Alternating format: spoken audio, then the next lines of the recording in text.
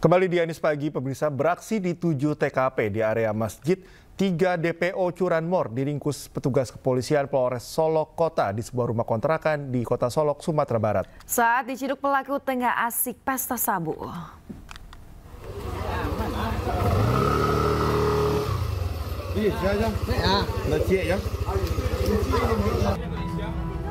Petugas meringkus 3 orang tersangka curanmor di sebuah rumah kontrakan di Kelurahan Tanah Garam, Kota Solok saat menggelar pesta narkoba jenis sabu.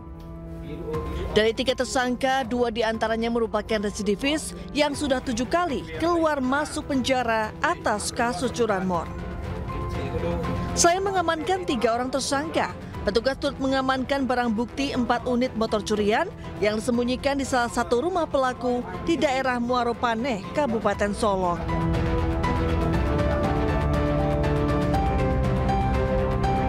Sebelumnya aksi pelaku mencuri motor di parkiran sebuah masjid di Kota Solok terekam CCTV. Tanpa butuh waktu lama, pelaku dengan sigap membawa kabur sepeda motor milik jemaah masjid yang tengah sholat subuh. Berdasarkan rekaman CCTV tersebut, tim Opsnal Polres Solok Kota berhasil mengidentifikasi identitas dan keberadaan pelaku.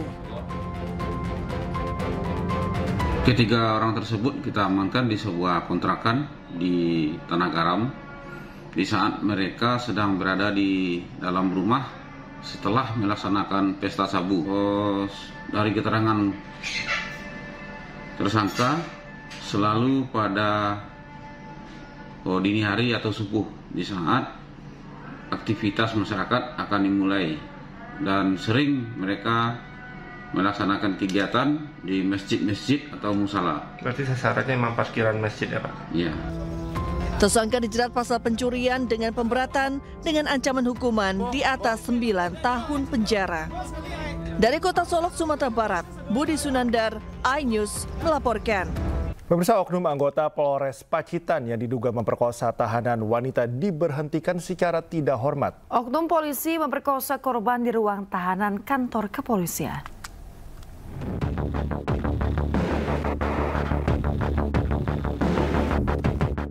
Bidang Propam Polda Jawa Timur akhirnya memutuskan pemberhentian tidak dengan hormat terhadap oknum polisi Polres Pacitan berinisial LC yang melakukan pemerkosaan terhadap tahanan wanita di Polres Pacitan. Diketahui aksi bejat oknum polisi tersebut dilakukan sejak bulan Maret hingga awal April. Aksi cabul ini dilakukan oleh oknum polisi sebanyak 4 kali di ruang berjemur tahanan wanita Polres Pacitan, Jawa Timur. Dalam sidang etik Polri ini, oknum polisi terbukti melakukan tindakan perbuatan tercela dan dijatuhi hukuman pemberhentian tidak dengan hormat atau dipecat. Peraturan Pemerintah Nomor 1 Tahun 2003 tentang pemberhentian anggota Kepolisian Negara Republik Indonesia. Kemudian pasal 5 ayat 1 huruf B, C, Peraturan Kepolisian Negara Republik Indonesia Nomor 7 Tahun 2022 tentang Kode Etik Profesi dan Komisi Kode Etik Polri. Usai menjalani hukuman kode etik profesi, kini LC oknum polisi cabul harus menghadapi ancaman pidana umum. Dari Surabaya, Jawa Timur, Rahmat Ilyasan, iNews melaporkan. Kita beralih ke informasi lainnya, pemirsa. Aktor Fachri Albar ditangkap polisi terkait kasus penyalahgunaan narkotika. Ya, polisi menetapkan Fachri Albar sebagai tersangka. Fachri Albar kembali berurusan dengan polisi karena kasus narkoba dan langsung dilakukan penahanan.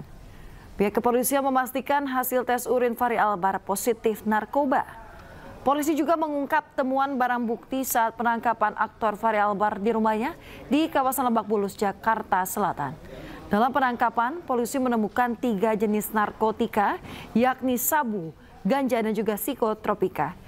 Hingga kini polisi masih melengkapi berkas untuk dilimpahkan ke kejaksaan. 27 butir pil. Pada saat penggeledahan ditemukan barang bukti 2 paket plastik tip berisikan narkotika jenis sabu dengan berat bruto 0,65 gram. 1 paket plastik tip berisikan narkotika jenis ganja dengan berat bruto 1,11 gram. 2 linting berisikan narkotika jenis ganja dengan berat bruto 0,94 gram. 1 buah botol kaca berisikan narkotika jenis kokain dengan berat bruto 3,96 gram. 27 butir pil alprazolam 1 mg. 4 buah cangklong kaca bekas pakai. Pemirsa, selamat menaikkan ibadah salat subuh untuk Anda yang berada di wilayah Jakarta dan sekitarnya. Kita kembali di iNews Pagi. Unjuk rasa puluhan mahasiswa menolak adanya alih fungsi lahan pertanian menjadi perubahan di depan kantor pertanian Kabupaten Goa, Sulawesi Selatan diwarnai dengan kericuhan. Mahasiswa saling dorong hingga nyaris baku pukul dengan polisi.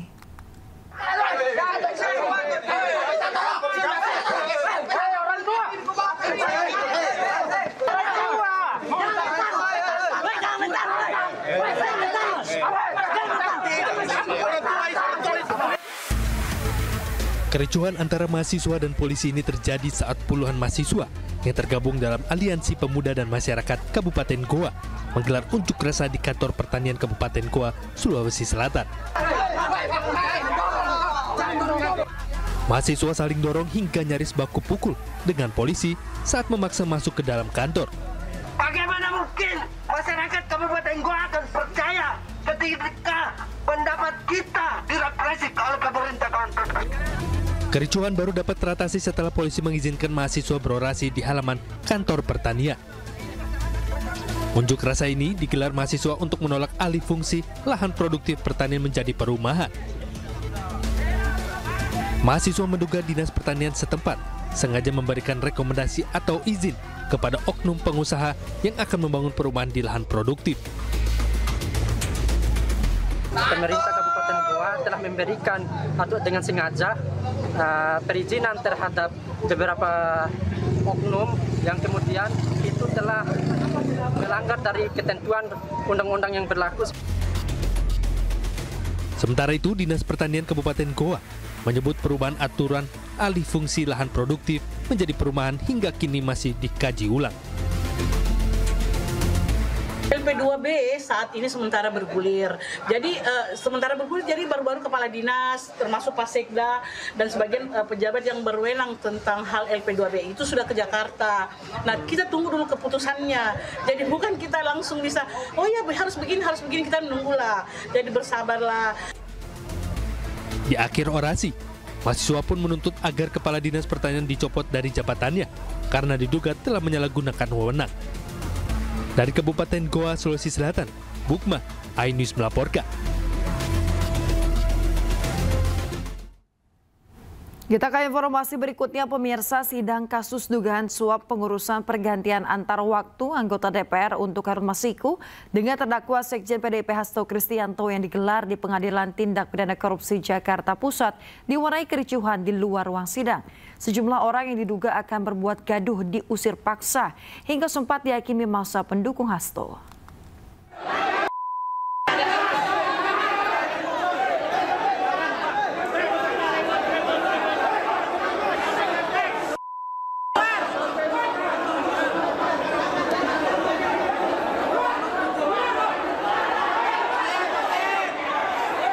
Pemuda tidak dikenal ini diusir paksa keluar oleh massa pendukung Hasto dari lobi utama Pengadilan Negeri Jakarta Pusat.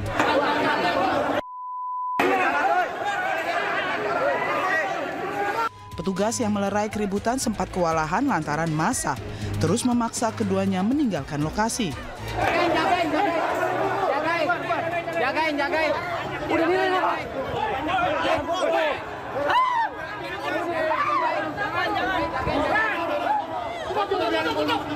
3 orang lainnya yang juga dicurigai membuat keributan mendapat perlakuan yang sama hingga kelima pemuda yang mengenakan baju SAFE KPK itu berhasil dievakuasi keluar.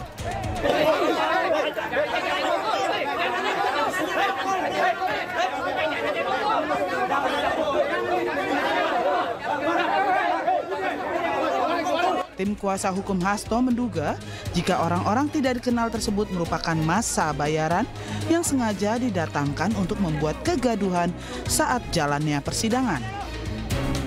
Teman-teman wartawan juga hari ini, pagi ini sempat kesulitan kan untuk akses ke dalam ruang persidangan. Sebenarnya kami juga menyampaikan, kami mencegah untuk orang-orang yang akan melakukan provokasi. Yang melakukan provokasi dengan memakai baju-baju seolah-olah mendukung penegakan hukum, mendukung KPK. Teman-teman bisa melihat, di depan masih banyak massa bayaran yang mendemo untuk meminta Pak Sekjen PDI Perjuangan untuk segera ditangkap. Ini artinya apa? Kasus ini adalah kasus politik dengan dalil penegakan hukum korupsi.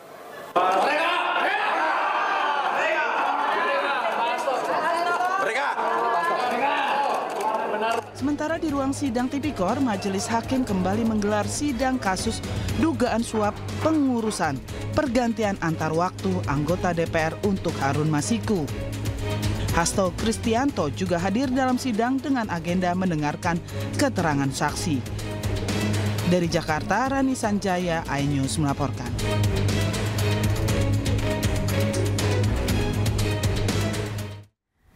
Sementara pemirsa, Sekjen PDIP yang merupakan terdakwa kasus dugaan korupsi pergantian antar waktu anggota DPR untuk Harun Masiku, Hasto Kristianto menyebut persidangan yang dijalaninya merupakan daur ulang proses pengadilan yang telah berkekuatan hukum tetap. Menurut Hasto, tidak ada fakta baru yang dihadirkan KPK.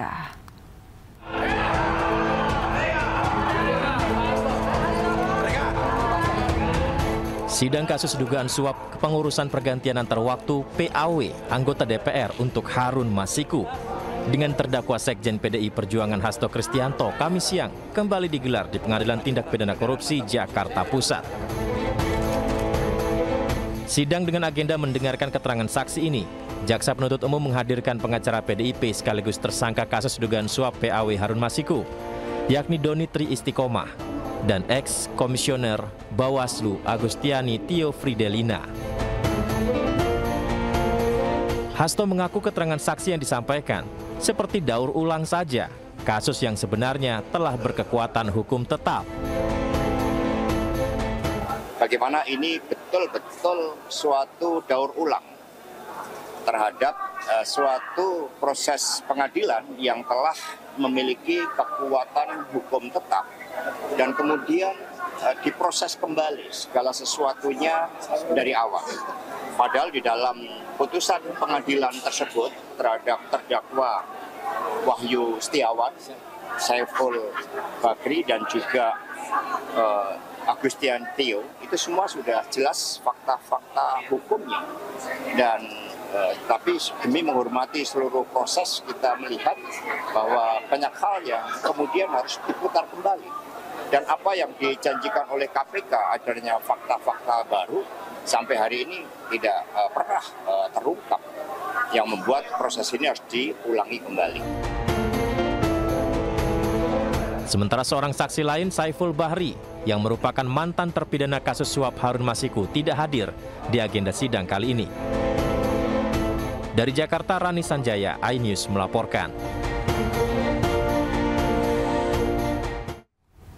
Sidang perdana gugatan ijazah dengan tergugat Joko Widodo digelar di Pengadilan Negeri Solo Kamis siang.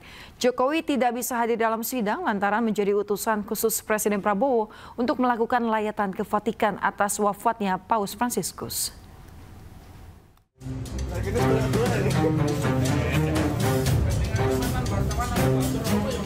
Pengacara asal Solo, Muhammad Taufik sebagai pihak penggugat mendatangi Pengadilan Negeri Solo bersama sejumlah kuasa hukumnya menghadiri sidang perdana dalam perkara ijazah Presiden ke-7 Joko Widodo. Taufik tidak berkomentar saat ditanyai sejumlah persiapan sidang oleh awak media. Sidang gugatan ijazah Presiden ke-7 Joko Widodo digelar di ruang Suryadi. Sidang sempat diskorsing selama 20 menit karena kuasa hukum tergugat 3, yakni SMA Negeri 6 Solo, belum didaftarkan. Sementara itu sebagai pihak tergugat 1, Joko Widodo sendiri tidak bisa hadir dan diwakili kuasa hukumnya. Menurut kuasa hukumnya, Jokowi tidak bisa hadir karena menjadi utusan khusus Presiden Prabowo untuk melakukan lawatan ke Vatikan atas meninggalnya Paus Fransiskus. Kuasa hukum Jokowi juga menyebut agenda sidang perdana kali ini adalah mediasi. Dalam mediasi tentu saja saya ingin mengetahui terlebih dahulu resume yang dibuat oleh pihak penggugat seperti apa tuntutannya kepada pihak tergugat.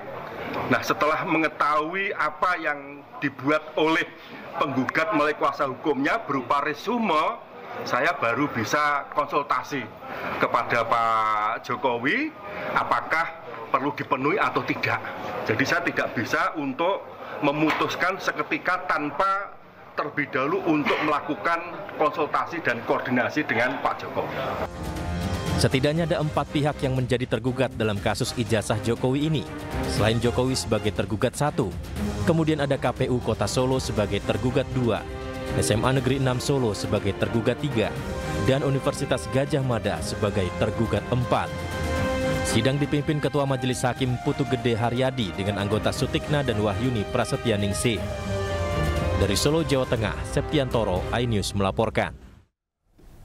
Pemirsa, selain sidang perdana terkait gugatan ijazah, sidang perdana gugatan Wan Prestasi mobil SMK dengan tergugat Presiden RI ke-7 Joko Widodo ditunda di Pengadilan Negeri Surakarta karena Kiai Haji Maruf Amin tidak hadir. Sementara itu di Pengadilan Negeri Tangerang, ketidakhadiran saksi kunci dalam sidang sengketa tanah sempat membuat suasana persidangan memanas.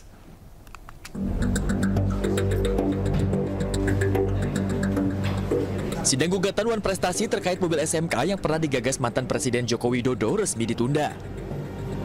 Penundaan ini disampaikan Ketua Majelis Hakim Putu Gede Haryadi dalam sidang yang digelar di Pengadilan Negeri Surakarta.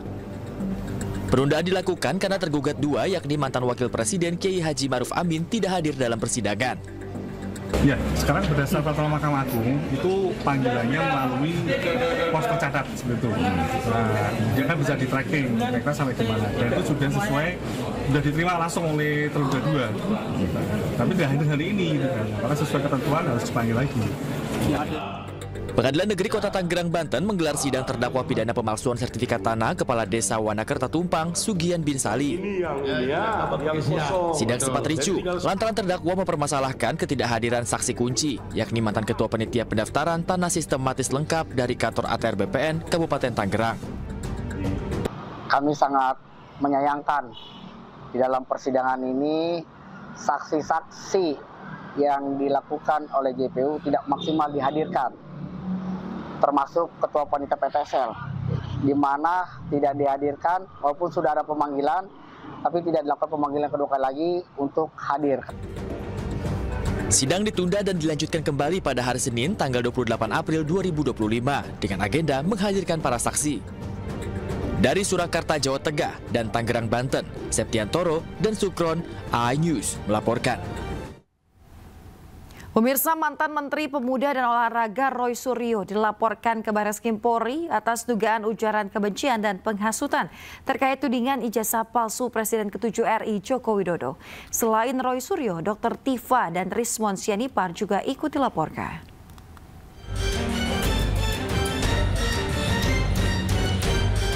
Perhimpunan Advokat Peradi Persatu melaporkan sejumlah pihak ke Barreskrim Polri atas dugaan ujaran kebencian dan penghasutan soal tudingan ijazah palsu Presiden RI ke-7 Joko Widodo. Pelaporan dilakukan pada Kamis sore oleh tim Advocate Public Defender yang dibentuk oleh Peradi Persatu. Adapun 3 orang yang dilaporkan dalam kasus ini, diantaranya mantan Menteri Pemuda dan Olahraga Roy Suryo, Dr. Tifa Ziatiasuma, dan ahli digital forensik Risman Sianipar.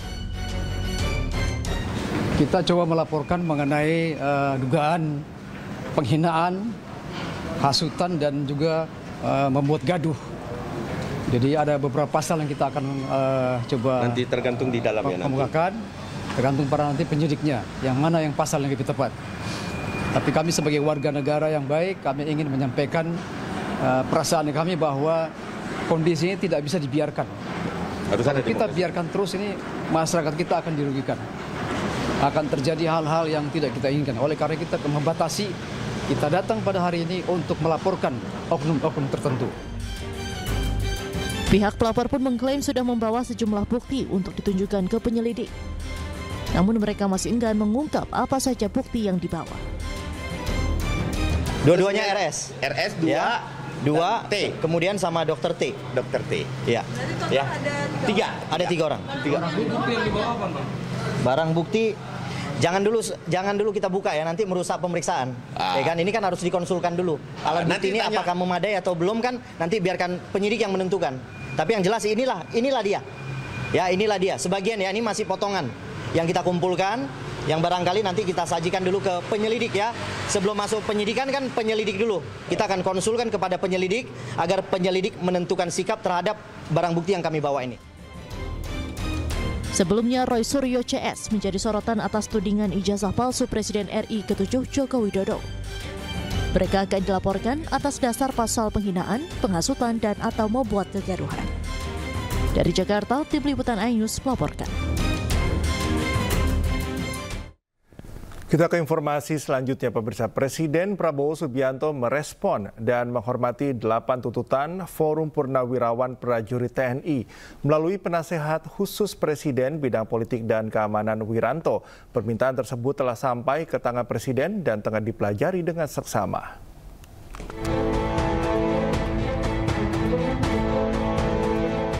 Respon ini disampaikan oleh penasihat khusus Presiden bidang politik dan keamanan Jenderal Purnawirawan Wiranto di Istana Negara Kamis sore.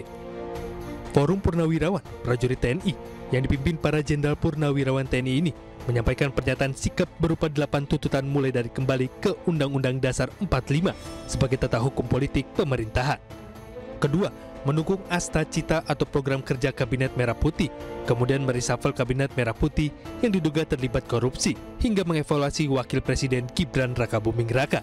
Presiden memang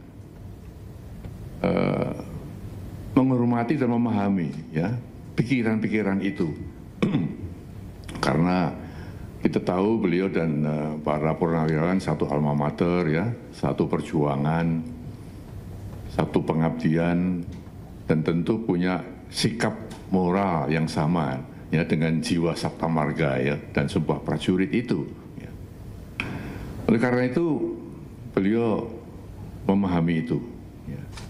Namun tentunya Presiden sebagai kepala negara, kepala pemerintahan, Panglima tertinggi TNI tidak bisa serta-merta menjawab itu. Spontan menjawab tidak bisa, karena apa? Beberapa alasan ya. Yang pertama, kan beliau perlu mempelajari dulu ya isi dari statement itu, isi dari usulan-usulan itu. Dipelajari satu persatu karena itu masalah-masalah yang tidak ringan ya, masalah yang sangat fundamental ya. Pernyataan sikap 8 tuntutan Forum Purnawirawan Prajurit TNI ditandatangani oleh para mantan petinggi TNI mulai dari Jenderal Purnawirawan Fahrul Razi, Jenderal Purnawirawan Tiasno Sudarto, Laksamana TNI Purnawirawan Slamet Subianto, Marsekal TNI Purnawirawan Hanafi Asnan, dan mantan Wakil Presiden ke-6 RI Jenderal TNI Purnawirawan Trisutrisno. Tim Liputan iNews melaporkan. Pemirsa, Presiden Prabowo Subianto dan Perdana Menteri Fiji Siti Feni Rabuka menggelar pertemuan bilateral di Istana Merdeka, Jakarta. Kedatangan Perdana Menteri Fiji disambut upacara penghormatan.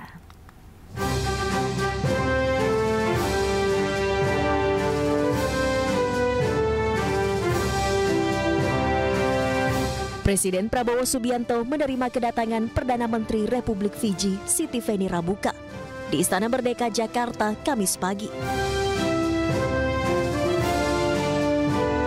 Kehadiran PM Rabuka disambut pasukan jajar kehormatan hingga sejumlah siswa sekolah dasar yang mengibarkan bendera Indonesia dan bendera Fiji. Upacara kehormatan pun digelar di halaman Istana Merdeka dengan diiringi lagu kebangsaan kedua negara. Usai upacara kenegaraan selesai, Presiden Prabowo dan PM Rabuka saling memperkenalkan delegasinya masing-masing.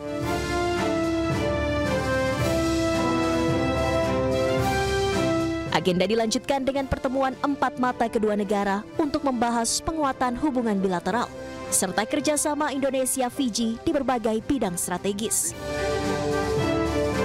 Dalam pertemuan hari ini, kita telah membahas hubungan bilateral, apa-apa yang telah menjadi kesepakatan antara kedua negara di saat-saat yang lalu akan kita teruskan.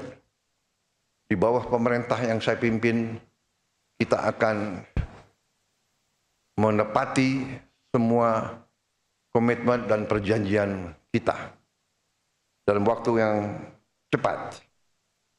The President, sir, we thank you most sincerely for the recently concluded signing of the agreement for that agricultural training center in Fiji, which will develop into a regional one. And we most sincerely appreciate your grant of 12 million Fiji dollars, which is equivalent to about $6 million US dollars, which is big for Fiji. Presiden Prabowo Subianto berkomitmen akan memperkuat kerjasama dan persahabatan Indonesia-Fiji yang telah terjalin selama puluhan tahun di bawah kepemimpinannya. Dari Jakarta, Tim Liputan iNews melaporkan. Partai Hanura mengundang Presiden Prabowo Subianto beserta Wakil Presiden, para ketua umum partai politik, kepala daerah, hingga pimpinan organisasi kemasyarakatan untuk menghadiri pengukuhan pengurus DPP Partai Hanura periode 2024-2029 di Jakarta pada 26 April mendatang.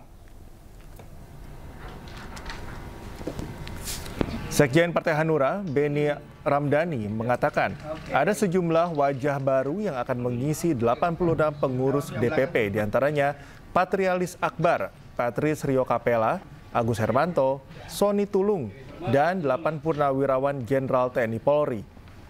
Sebelumnya, pada Munas yang digelar bulan Agustus lalu di Bali, Usman Sabta kembali terpilih menjadi Ketua Umum Partai Hanura secara aklamasi atas permintaan dan dukungan 514 DPC dan DPD Partai Hanura se-Indonesia. Panitia 24/2029, cara pengukuhan pengurus DPP Partai Hanura periode tahun 2024-2029 ini akan dihadiri kurang lebih 5.000 orang. Tema yang diangkat oleh Partai Hanura kali ini menegaskan, sekali lagi menegaskan, konsistensi perjuangan politik Partai Hanura terhadap pembangunan dan kemajuan. Pemirsa, Partai Perindo meminta Kementerian Kesehatan untuk mewajibkan dokter program pendidikan dokter spesialis atau PPDS menjalani screening kejiwaan. Hal tersebut imbas maraknya kasus pelecehan seksual terhadap pasien yang melibatkan dokter PPDS pada beberapa daerah di Indonesia.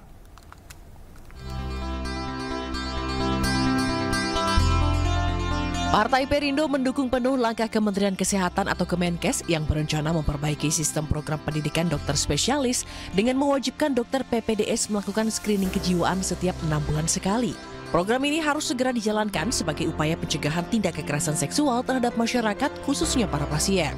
Sebagai partai yang berkomitmen penuh dalam melindungi kaum perempuan, Partai Perindo juga telah menginstruksikan kepala daerah serta para kadernya untuk mengawal penerapan kebijakan tersebut di daerah masing-masing.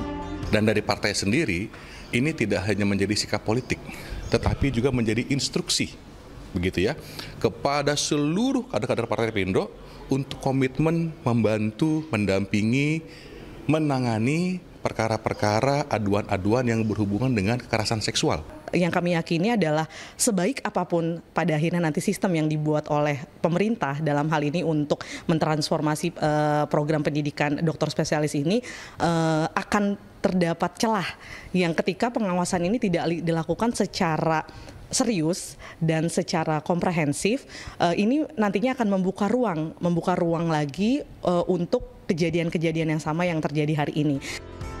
Untuk mencegah maraknya kasus kekerasan seksual, partai yang dipimpin Angela Tanusudibio ini juga meminta seluruh pemangku kepentingan untuk segera mengevaluasi sistem pendidikan kedokteran dengan memperkuat kurikulum yang menekankan pada pembentukan karakter serta tanggung jawab moral yang tinggi. Dari Jakarta, Amrina Rida, Dimas Winardi, iNews melaporkan.